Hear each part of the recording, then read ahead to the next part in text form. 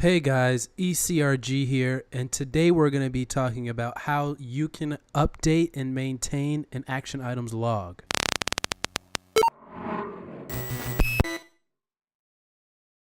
Hey guys, ECRG here, and we're going to be talking about how you can maintain and update an action items log.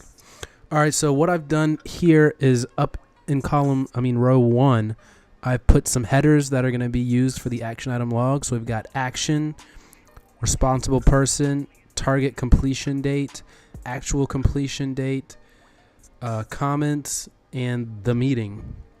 And then over here, I've just got two things that can be used from the internal meeting or a sponsor meeting or any kind of meeting that you're creating this for.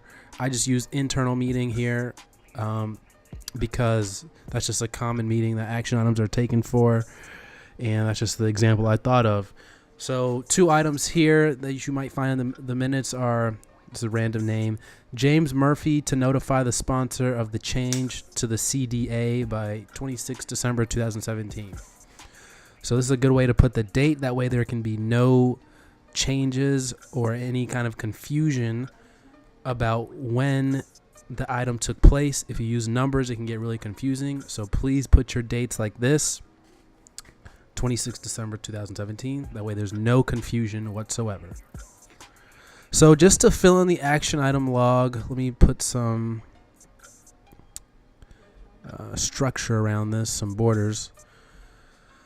So let's put this. So for the first one, James Murphy to notify the sponsor of the change to the CDA.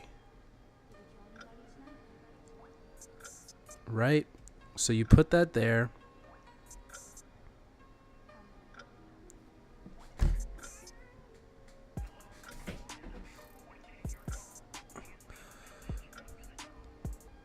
Let's make this a little bit more visible and wrap that text so you can see it. So you put that there, and of course the James Murphy is the responsible person, so you can either put his full name or you can just put J.Murphy. That's also common. Target completion date, we said 26 December 2017. 26 December 2017. There's probably some way to do this. How do we do this? Let's see. What if I put, it's a formula in there. All right, I just put a little apostrophe there, just so. All right, guys. So we got the target completion date in there. And our meeting, if you notice, was on the 25th of December 2017. So 1 day target completion date. And then the actual completion date, we're going to put that in there once the item has been completed. So once J. Murphy lets us know when he completed the item, then we'll put in the completion date. Then you see there's a comment section. So the comment section is there for if J. Murphy doesn't get it done by the completion date, then we'll get the reason why in the comment section. Or maybe he did complete it and he wants a comment about it saying, you know, sponsor was on vacation or something, so he couldn't get the change to the CDA notified or anything like that. So anything like that will go in the comments section. And then the meeting, this is just so everyone knows what meeting was it from. Was it an internal meeting? Was it a sponsor meeting? Was it a kickoff meeting? Was it a quick start camp? You know, any meeting. And this can be used for any field too. So just doesn't have to be clinical research, but this is geared more towards clinical research, so that's why we have an internal meeting there. All right, now let's do the second one, and you guys can do this with me. So we have here Carrie Dolan to set up meeting with the sponsor to discuss the protocol amendments by 29 December 2017. Now, ideally, you'd want to put in the amendment number there, or just be as detailed as possible in the action. But since this is just a dry run, a trial, so we'll just have what it there, and I made this up. So Carrie Dolan to set up meeting with the sponsor to discuss the protocol amendments. And your project manager might differentiate on how she wants it done. He or she wants it done. Every project manager is different, so don't really worry about doing it just like this. This is a good start, and you and your project manager can discuss how they would like it done, or if it's up to you, you can think about how you would like it done.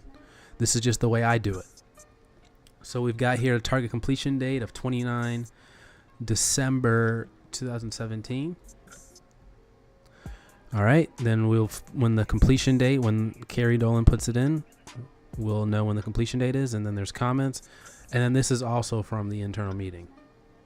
All right, so there it is. It's just that easy. So next week when there's another meeting, then you'll just keep on adding to it. It'll go down, down, down, down, down, and when it's closed, when these items are closed out, then either you can hide them, or you can delete them, or you can move them over to another sheet. Just depends on how your project manager wants it done.